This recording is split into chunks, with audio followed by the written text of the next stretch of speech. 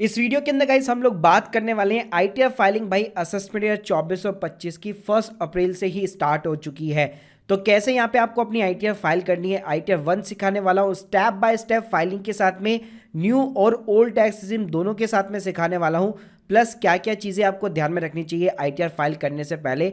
तो भाई ये सब कुछ जानने को मिलेगा स्टेप बाय स्टेप एक ही वीडियो के अंदर, तो प्लीज पूरा वीडियो यहाँ पे जरूर देखिएगा। वीडियो को गाइस शुरू करने से लिए बताना चाहूंगा, अगर आप एक प्रोफेशनल एक्सपर्ट के थ्रू आईटीआर फाइलिंग कराना चाहते हैं बहुत ही अफोर्डेबल कॉस्ट के ऊपर, या आप हमसे सीखना भी चाहते हैं टैक्स प्लानिंग कैसे की जाती है, फाइलिंग कैसे की जाती है, तो इनकी सपोर्टेड लिंक भी आपको डिस्क्रिप्शन बॉक्स में मिल जाएगी। तो भाई सबसे पहले बात करते हैं कि आईटीआर फाइल करने से पहले आपको क्या क्या चीजें ध्यान में रखनी चाहिए।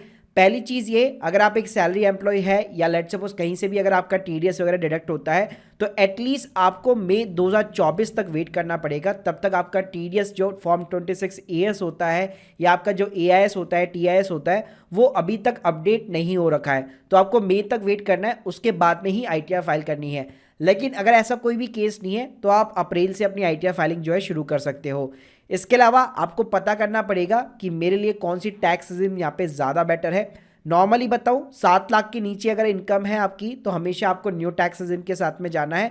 अगर 7 लाख के बियॉन्ड इनकम है तो आपको यहाँ पे कंपैरिजन करना पड़ेगा, और कंपैरिजन करने के लिए भी हम लोगों ने एक बाकायदा टैक्स कैलकुलेटर बना रखा है जिसमें आपको इनकम डालनी है और ये आपको प्रॉपर तरीके से बता देता है कि ओल्ड टैक्स रिजिम आपके लिए ज़्यादा बेटर है या फिर न्यू टैक्स रिजिम। तो चलिए बात करते हैं कि यहाँ पे आपको फाइलिंग कैसे करनी है। तो भाई सबसे पहले आपको अपने पोर्टल के अंदर लॉग इन कर लेना है। जैसे मैंने बताया कि मई के अंदर आपका प्रॉपर्ली टीडीएस यहाँ पे अपडेट होता है। बाकी अगर आप चेक करना चाहते हैं तो सबसे पहले यहाँ पे आपको ई फाइल वाले सेक्शन के अंदर जाना है। यहाँ पे आप अपना 26 एएस चेक कर सकते हैं। 26 एएस में यहाँ पे आपको अपना जो असेसमेंट है वो 24 और 25 रखना है और व्यू एज ए एस्टीमेल करना है। तो यहाँ पे आप देख पाएंगे जितना भी आपका टीडीएस वगैरह कटा हुआ है अभी तक, जो भी अपडेट हो चुका है वो आपको अपनी स्क्रीन के सामने दिखने लग जाएगा। इसके अलावा दूसरा जो तरीका होता है वो एआईएस के थ्रू होता है। तो यहाँ पे आपको एआईएस वाले बटन के ऊपर क्लिक करना है। यहाँ पे आपको टीआईएस दिखा देगा, tax payer information summary, financial year 23-24 के अंदर अपने पैन कार्ड के अगेंस्ट में जितने भी ट्रांजेक्शन आपने किए हुए जो गवर्नमेंट के पास में रिकॉर्डेड है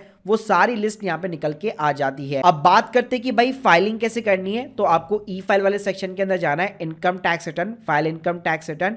यहाँ पे आपको सेलेक्ट करना है अपना असेसमेंट ईयर, यानी कि 24 और 25 हो गया। 2 मोड्स मिलेंगे, हम लोग ऑनलाइन वाला मोड चूज करने वाले, कंटिन्यू बटन के ऊपर क्लिक करने वाले हैं।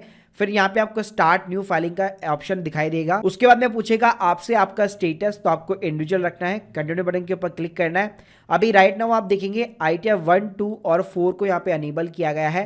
तो अगर आपकी नॉर्मली सैलरी से इनकम है, हाउस प्रॉपर्टी से इनकम है, बैंक इंटरेस्ट है, डिविडेंड की नॉर्मल इनकम है, तो नॉर्मली जो है आपको हमेशा आईटीआर 1 फाइल करनी है। तो यहाँ पे आपको सेलेक्ट करने हैं ITR 1, process with ITR button के ऊपर क्लिक करना है, लेट्स गेट स्टार्टेड बटन के ऊपर क्लिक करना है। अब ये पूछेगा कि भाई आप आईटीआर क्यों फाइल करना चाहते हो। तो बहुत सारे ऑप्शन है, बेस्ट ऑप्शन है यहाँ पे आपको अदर सेलेक्ट कर लेना है, कंटिन्यू बटन के ऊपर क्लिक करना है। तो यहाँ पे आप देख सकते हैं आपके सारे शेड्यूल यहाँ पे खुल चुके हैं, personal information, gross total income, deductions, tax paid और टैक्स लायबिलिटी। इस तरह की आपको कुछ इन्फॉर्मेशन मिलेगी कि इस आईटीआर के अंदर जो कुछ चीजें वो आपको यहाँ पे प्री फिल्ड मिलने वाली है। अब एक एक करके हमें सारी इन्फॉर्मेशन को यहाँ पे वैलिडेट करना है। तो शुरुआत करते हैं हम लोग पर्सनल इन्फॉर्मेशन के साथ। तो यहाँ पे आपको सबसे पहले जो सेलेक्ट करना है वो करना है नेचर ऑफ द एम्प्लॉयमेंट। अगर आप एक गवर्नमेंट एम्प्लॉय है तो यहाँ पे आपको सेंट्रल स्टेट गवर्नमेंट दोनों मिल जाएंगे। अगर आप एक पेंशनर है तो यहाँ पे आपको पेंशनर का भी जो है सेंट्रल स्टेट गवर्नमेंट का ऑप्शन मिल जाता है। अगर आप एक प्राइवेट एम्प्लॉय है तो यहाँ पे आपको अदर्स का ऑप्शन मिल जाता है। और नॉर्मली ऐसे फाइल कर रहे हैं विदाउट सैलरी, तब भी आप यहाँ पे अदर ऑप्शन चूज कर सकते हैं। फाइल अंडर सेक्शन आपका हमेशा 139 सबसेक्शन 1 रहेगा, क्योंकि ड्यू डेट के पहले आप फाइल कर रहे हैं। उसके बाद में जाएंगे आप नीचे, तो यहाँ पे ऑप्शन आता है जो कि इस साल से सबसे बड़ा बदलाव है आईटीआर फाइलिंग के अंदर। बाय डिफॉल्ट आप जो है न्यू टैक्स रिजिम के अंदर फॉल करने वाले हैं। न्यू टैक्स रिजिम का मतलब ये होता है कि जितनी भी जो डिडक्शंस होती है, जो एचआरए के बेनिफिट्स होते हैं, एटीसी की जो डिडक्शंस होती है, एटीडी की जो डिडक्शंस होती है, होम लोन के जो टैक्स बेनिफिट होते हैं, आपको कुछ भी बेनिफिट नहीं दिया जाएगा। बस ये बेनिफिट मिलता है अगर आपकी 7 लाख के नीचे इनकम है तो कोई भी आपके ऊपर टैक्स नहीं लगता है। ओल्ड टैक्स रिजिम के अंदर ये लिमिट 5 लाख रुपए हुआ करती थी, लेकिन वहां पे आपको डिडक्शन का बेनिफिट मिलता था। तो पहले से आपको पता होना चाहिए कि मेरी इनकम में जो है मेरे को किस में ज़्यादा बेनिफिट मिल रहा है, जो मैं आपको ऑलरेडी बता चुका हूं। आप हमारे कैलकुलेटर को यूज़ कर सकते हैं या यहाँ पे ऑफिशियल कैलकुलेटर की बेसिकली यहाँ पे लिंक दे रखी है। तो देखिए यहाँ पे बाय डिफॉल्ट आप न्यू टैक्स में फॉल करने वाले, तो हमेशा ये जो ऑप्शन है वो आपका नो रहने वाला है। लेकिन अगर आप रिजीम चेंज करना चाहते हैं, यानी कि न्यू टैक्स रिजीम को अगर आप ऑप्ट आउट करना चाहते हैं, तो आपको येस बटन के ऊपर क्लिक करना है। लेकिन जैसे मैंने बताया आपको, अगर 7 लाख के नीचे इनकम है तो इसको आपको यस करने की जरूरत नहीं है, इसको हमेशा यहाँ पे सिंपली नो रखिएगा। उसके बाद में भाई चले जाइए नीचे, यहाँ पे आपको मिल जाता है बैंक डिटेल्स का ऑप्शन। तो यहाँ पे आपका ऑलरेडी अकाउंट वैलिडेट होगा, अगर वैलिडेट नहीं है तो वैलिडेट करवा लीजिए और सिंपली तरीके से कंफर्म कर दीजिए। अब भाई हमारा सेकंड ऑप्शन आता है ग्रॉस टोटल इनकम का, जिसे हमें यहाँ पे कंफर्म करना है। पहले ही आपसे कुछ क्वेश्चन पूछेगा, सभी को स्किप कर देना है, कोई दिक्कत नहीं है। अब यहाँ पे आपको अलग अलग हेड्स मिलने वाले, इनकम फ्रॉम द सैलरी मिलेगा, income from the house property and income from the other sources, और लास्ट में आपको दिखाएगा एग्जेप्ट इनकम का कॉलम। तो पहले शुरुआत करते हैं हम लोग सैलरी के साथ में। तो यहाँ पे आपको एडिट बटन मिल जाता है। हम लोगों ने यहाँ पे न्यू टैक्स रिजीम को अडॉप्ट किया है, और जैसे बताया था कि 7 लाख के नीचे तक की इनकम आपकी एग्जेम्प्ट रहती है। तो यहाँ पे अगर आपको फॉर्म 16 इशू हो चुका है तो उसके अंदर जितना भी ग्रॉस सैलरी का अमाउंट है वो आप यहाँ पे इंसर्ट कर सकते हैं। अगर आपको कैश के अंदर सैलरी मिलती है तो अपने 12 महीने की सैलरी को ऐड कीजिए, और जितनी भी आपकी सैलरी बनती है उसको आप यहाँ पे एंटर कर सकते हैं। जैसे एग्जांपल के लिए मान लीजिए मेरे 7.5 लाख रुपए की इनकम है, तो वो मैंने यहाँ पे इंसर्ट कर दिया है। उसके बाद में नीचे अगर आप जाएंगे तो यहाँ पे आपको एग्जेम्प्ट अलाउंस के जो है सेक्शन मिलेंगे। लेकिन जैसे मैंने आपको बताया था, न्यू टैक्स रिजीम के अंदर आपको ज़्यादा डिडक्शंस और अलाउंसेस यहाँ पे नहीं देखने को मिलते हैं। यहाँ पे कुछ ही अलाउंसेस होते हैं जो यहाँ पे टैक्स फ्री होते हैं न्यू टैक्स रिजीम के अंदर। तो अगर ऐसे कोई अलाउंसेस है जो आपको फॉर्म 16 में दिखा रहा है तो यहाँ पे आप ले सकते हैं। बाकी HRA हो गया, LTA हो गया, ये बेनिफिट आपको न्यू टैक्स रिजीम में नहीं मिलते हैं। इसके बाद में 50,000 रुपए की स्टैंडर्ड डिडक्शन यहाँ पे सैलरी वाले एम्प्लॉइज को और पेंशनर दोनों को मिलती है, आपको इंसर्ट करने की जरूरत नहीं पड़ेगी। तो यहाँ पे आप देख सकते हैं बाय डिफॉल्ट 50,000 रुपए आ चुका है। प्रोफेशनल टैक्स अगर आपका डिडक्ट होता है तो न्यू टैक्स रिजीम सेलेक्ट किए, उसमें प्रोफेशनल टैक्स के ऊपर आपको कोई भी बेनिफिट नहीं मिलने वाला। उसके बाद में हमारे पास में आता है second option, income from the house property. तो अगर आपकी रेंटल इनकम है तो यहाँ पे आप इंसर्ट कर सकते हैं। अगर आपने होम लोन लिया हुआ है अपनी एक सेल्फ ऑक्यूपाइड प्रॉपर्टी के ऊपर, तो मैं बताना चाहूंगा न्यू टैक्स रिजीम के अंदर उसका आपको कोई भी टैक्स का बेनिफिट नहीं मिलता है होम लोन के ऊपर। अगर आपकी लेट आउट प्रॉपर्टी है, यानी अगर आपने रेंट पे दे रखी है, उससे आपको रेंट भी मिलता है, साथ में आप होम लोन की EMI भी पे करते हो, तो उसमें आपको बेनिफिट मिलता है। तो जितना भी आपको रेंट मिलता है आप लेट आउट चूज कीजिए, 12 महीने का जो भी आपका रेंट है वो आप यहाँ पे डाल सकते हैं। साथ में अगर आपने कोई भी म्युनिसिपल पार्टी को टैक्स दे रखा है तो वो आप यहाँ पे इंसर्ट कर सकते हैं। जैसे मान लीजिए 1,20,000 रुपए का मेरा रेंट हो गया और 5,000 रुपए मैंने म्युनिसिपल पार्टी को टैक्सेस दे रखे हैं। साथ में नीचे ऑप्शन मिल जाएगा interest payable on the borrow capital. तो आपका जो इंटरेस्ट का सर्टिफिकेट होता है जो आपको बैंक से मिलता है, उसमें जितना भी इंटरेस्ट का पोर्शन है जो आपकी लेट आउट प्रॉपर्टी है उसके ऊपर आपने जो होम लोन ले रखा है, केवल उसी के EMI में जो इंटरेस्ट का पार्ट होगा उसका आपको 2 लाख रुपए तक का यहाँ पे मैक्सिमम डिडक्शन मिल जाता है। अगर ऐसा कुछ है तो यहाँ पे आप ले सकते हैं, वरना सिंपली तरीके से इसको भी आप ब्लैंक छोड़ के ऐड करवा सकते हैं। इसके अलावा अदर जो कॉलम होता है वो अदर सोर्सेज का होता है, जिसके अंदर आपका बैंक का इंटरेस्ट, डिविडेंड की इनकम, ये सारी चीजें आती है। पहली चीज यहाँ पे आती है आपका सेविंग बैंक अकाउंट का इंटरेस्ट। जी हाँ, तो यहाँ पे नॉर्मली पहले ये होता था ओल्ड टैक्स रिजीम के अंदर आपको 10,000 रुपए तक का सेविंग अकाउंट का जो इंटरेस्ट था वो आपका एग्जेम्प्ट रहता था, टैक्स फ्री रहता था। लेकिन न्यू टैक्स रिजीम में ऐसा बिल्कुल नहीं होने वाला। तो आप अपना बैंक का स्टेटमेंट उठाइए, अपने 12 महीने का जो भी आपको अभी तक इंटरेस्ट मिला है सेविंग अकाउंट के ऊपर, उसको यहाँ पे आप डाल सकते हैं। या फिर इसके अलावा जब आप अपना AISB या TIS चेक करेंगे तो वहां पे भी आपको interest from the saving account दिख जाएगा। तो वहां पे अगर आपको फिगर दिखा रहा है तो वहां से भी आप पिकअप कर सकते हो। उसके अलावा अगर आपको कोई भी यहाँ पे जो है इनकम हो रखी है लास्ट ईयर के टैक्स रिफंड से, इंटरेस्ट मिला हुआ है, तो वो आप यहाँ पे इंसर्ट कर सकते हो, वरना ये आपको प्रीफिल्ड मिल जाएगा। इसके अलावा अगर आप नीचे जाएंगे तो यहाँ पे आपको फैमिली पेंशन अगर मिलती है तो यहाँ पे आप वो ले सकते हैं, फैमिली पेंशन इनकम डाल सकते हैं। या अगर आपको कोई डिविडेंड की इनकम मिलती है तो वो भी आप यहाँ पे इंसर्ट कर सकते हैं, आपके जो भी शेयर मार्केट के जो डिविडेंड की इनकम होती है।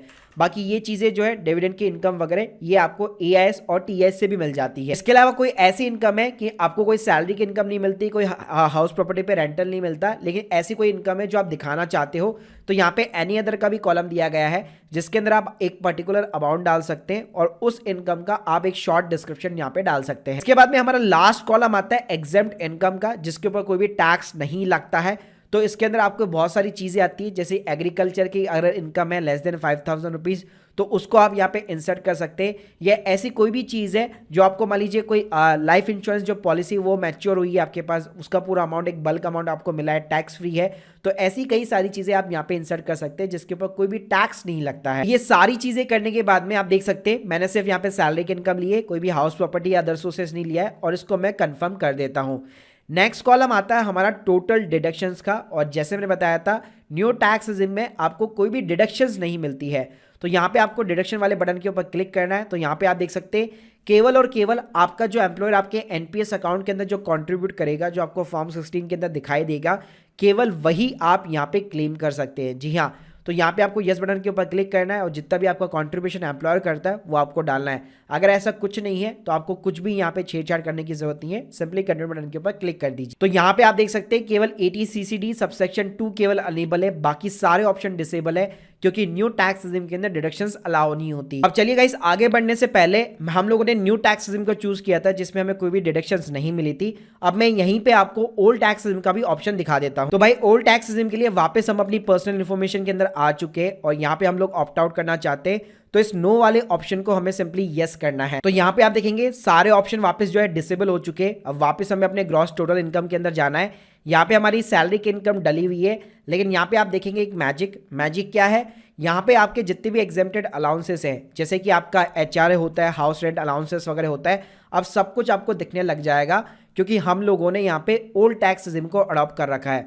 तो अगर आपका फॉर्म 16 है आपके पास में, उसमें आपको HRA LTA ऐसे बहुत सारे अलाउंसेस दे रखे हैं, तो यहाँ पे आप अलाउंसेस वगैरह इंसर्ट कर सकते हैं। इसके अलावा अगर आपका प्रोफेशनल टैक्स भी डिडक्ट होता है तो उसका बेनिफिट भी यहाँ पे आपको मिल जाएगा। जैसे न्यू टैक्स में यहाँ पे ये कॉलम डिसेबल था, लेकिन ओल्ड टैक्स में ऐसा बिल्कुल भी नहीं होगा, ये कॉलम भी आपको अनेबल मिलेगा। उसके बाद में हाउस प्रॉपर्टी में हम लोगों ने देखा था जो सेल्फ ऑक्यूपाइड प्रॉपर्टी थी उसके ऊपर जो हम लोग होम लोन का EMI पे कर रहे थे उस पर मेरे को कोई भी टैक्स का बेनिफिट नहीं मिल रहा था, इंटरेस्ट का, लेकिन यहाँ पे ऐसा नहीं होगा। ओल्ड टैक्स रिजिम बाकायदा चूज किए तो सेल्फ ऑक्यूपाइड प्रॉपर्टी भी अगर आप चूज करोगे तो यहाँ पे आपको interest payable on the borrow capital मिल जाएगा, जिसमें 2 लाख रुपए तक का EMI का जो इंटरेस्ट का डिडक्शन होता है उसको आप क्लेम कर सकते हो। बाकी जो लेट आउट वाला ऑप्शन है वो न्यू टैक्स रिजिम में भी सेम था, यहाँ पे भी सेम है, आपको रेंट डालना है, म्युनिसिपल पार्टी का टैक्स डालना है और उसके ऊपर अगर होम लोन चल रहा है तो उसका इंटरेस्ट का अमाउंट डालना है। इसके अलावा अगर आप नीचे जाएंगे income from the other sources तो यहाँ पे भी कोई चेंजेस नहीं है, सेम सारे आपको कॉलम्स मिलेंगे। सेविंग बैंक अकाउंट का आपको यहाँ पे इंटरेस्ट डालना है, वो अलग बात है कि 10,000 तक का डिडक्शन आपको आगे जाके देखने को मिलेगा ओल्ड टैक्स रिजिम के अंदर। इसके अलावा आपका बैंक का इंटरेस्ट हो गया, FD का इंटरेस्ट हो गया, तो वो आप यहाँ पे इंसर्ट कर सकते हैं सेकंड वाले कॉलम के अंदर। अगर इनकम टैक्स का रिफंड का इंटरेस्ट है तो वो आप यहाँ पे तीसरे वाले कॉलम के अंदर क्रेडिट कर सकते हैं। इसके अलावा अगर आपकी डिविडेंड की इनकम है तो लास्ट कॉलम आपको मिल जाएगा, और कोई ऐसी इनकम है जो यहाँ पे आप स्पेशली डालना चाहते और जिसका आप एक डिस्क्रिप्शन डालना चाहते तो उसका कॉलम भी यहाँ पे बकायदा दिया हुआ है। और उसके अलावा जो एग्जेम्प्ट इनकम है उसके अंदर भी कोई बदलाव नहीं है, जो न्यू टैक्स रिजिम के अंदर जितने कॉलम अनेबल थे वो सारे यहाँ पे अनेबल होंगे। अब हमने यहाँ पे ओल्ड टैक्स रिजिम को चूज किया है तो यहाँ पे आप देखेंगे टोटल डिडक्शन के अंदर पहले केवल NPS वाला कॉलम यहाँ पे ओपन हो रहा था, लेकिन अब ऐसा नहीं है, यहाँ पे सारे कॉलम ओपन हो चुके हैं। आपका मोस्ट पॉपुलर सेक्शन 80C यहाँ पे ओपन हो चुका है, जहाँ पे आप 1.5 लाख रुपए तक की डिडक्शन यहाँ पे आप क्लेम कर सकते हैं। इसके अलावा आपका हेल्थ इंश्योरेंस का सेक्शन 80D यहाँ पे अनेबल हो चुका है। इसके अलावा आपका NPS हो गया, मतलब जितनी भी डिडक्शन जो आपको ओल्ड टैक्सेस में मिला करती थी वो सारी यहाँ पे आपको दिख जाएगी। अगर आप जाएंगे तो यहाँ पे आपको और डिडक्शन देखने को मिल जाएगी, जैसे अगर आपका NPS के अंदर इन्वेस्टमेंट है 50,000 रुपए का एक्स्ट्रा तो यहाँ पे आपको देखने को मिल जाएगा, और यहीं पे सारे कॉलम जो है आपके अनेबल हो जाएंगे। डोनेशन से आप 80G में डाल सकते हैं, हेल्थ इंश्योरेंस से, प्रिवेंटिव हेल्थ चेकअप है, मेडिकल एक्सपेंडिचर से आप 80D के अंदर डाल सकते हैं। सेविंग अकाउंट का इंटरेस्ट हो गया 10,000 रुपए तक का, इस वाले कॉलम के अंदर आप इंसर्ट कर सकते हैं। तो आप देख सकते हैं यहाँ पे पहले न्यू टैक्स रिजिम के अंदर हमने कोई भी डिडक्शन नहीं ली थी, लेकिन हम लोगों ने यहाँ पे ले रखी है। उसका सिंपल सा रीजन यही है क्योंकि अगर मैंने ओल्ड टैक्स रिजिम के अंदर 5 लाख के नीचे इनकम यहाँ पे नहीं की अपनी डिडक्शन के साथ में, तो मेरे को यहाँ पे टैक्स पे करना पड़ेगा। वही चीज़ न्यू टैक्स रिजिम के अंदर डिडक्शंस यहाँ पे अवेलेबल नहीं थी, 7 लाख की इनकम है उसके बावजूद भी आपको टैक्स पे नहीं करना पड़ रहा था। उसके बाद भाई कॉलम आता है टैक्स पेड का, जिसके अंदर आपका जितना भी TDS वगैरह कटा हुआ है, चाहे सैलरी पे है, बैंक की FD पे है, डिविडेंड पे है, वो सारे यहाँ पे आपको दिखाने वाला है। तो सबको आपको रिव्यू करना है और कंफर्म करना है। उसके बाद में भाई लास्ट में आती है आपकी टोटल टैक्स लायबिलिटी। तो यहाँ पे अगर न्यू टैक्स रिजिम अगर 7 लाख रुपए होगा तो भी यहाँ पे 25,000 रुपए तक का टैक्स का डिडक्शन मिल जाएगा। ओल्ड टैक्स रेजिम हम लोगों ने चूज की है तो 5 लाख की इनकम है तो 12,500 तक का आपको रिबेट मिल जाता है, डिडक्शन मिल जाता है, तो अपनी जेब से कोई टैक्स पे नहीं करना पड़ता। तो भाई आप यहाँ पे देख सकते हैं, अगर मेरी यहाँ पे टैक्स लायबिलिटी बनती है तो मुझे टैक्स पे करने के लिए बोलेगा, अगर मैं रिफंड के लिए एलिजिबल हो तो मेरे को यहाँ पे रिफंड बताएगा। आप कुछ नहीं करना, आपको प्रीव्यू रिटर्न के ऊपर क्लिक करना है, इस वाले चेकबॉक्स के ऊपर क्लिक करना है, नीचे यहाँ पे आपको सिंपली अपना प्लेस डालना है, प्रोसीड टू प्रीव्यू बटन के ऊपर क्लिक करना है, तो ये आपको ऑफिशियल ITR 1 का फॉर्मेट दिखाएगा जिसको आप यहाँ पे डाउनलोड कर सकते हो। फिर भाई नीचे जाके आपको प्रोसीड टू वैलिडेशन बटन के ऊपर क्लिक करना है, कोई भी अगर गड़बड़ हुई, कुछ भी हुआ तो ये आपको वार्निंग्स दे देगा। और अच्छी बात है, जैसे इस बटन के ऊपर क्लिक करोगे ये आपको वहां पे लेके जाएगा। तो जैसे मैंने यहाँ पे 80D के अंदर कोई ऑप्शन चूज नहीं कर रखा था, मेरे पेरेंट्स सीनियर सिटीजन है कि नहीं हूँ, मैं खुद सीनियर सिटीजन हूँ कि नहीं हूँ, ये सारी चीजें मैंने यस और नो के अंदर जवाब दे दी। यहाँ पे आप देख सकते हैं वैलिडेशन हमारा सिंपली तरीके से सक्सेसफुल हो चुका है। भाई अब कुछ नहीं करना, लास्ट में सिंपली आपको ई-वेरीफाई कराना होता है अपना एक आधार OTP डालकर, जो भी आपका आधार से नंबर लिंक होगा उस पे एक OTP जाएगा, OTP डाल करके आप अपनी ITR को यहाँ पे ई-वेरीफाई करवा सकते हो। So guys hope you like this video. मैंने आप लोगों को new tax regime, old tax regime दोनों के साथ में ITR फाइलिंग करना प्रॉपर तरीके से स्टेप बाय स्टेप बताया है। बाकी अगर आप लोग के कोई भी डाउट्स है कमेंट बॉक्स के अंदर बता सकते हैं, और अगर आप हमारी सर्विसेज लेना चाहते हैं या हमसे सीखना भी चाहते हैं तो ये सारी सपोर्टेड लिंक आपको डिस्क्रिप्शन बॉक्स में मिल जाएगी। Thank you guys, thank you very much.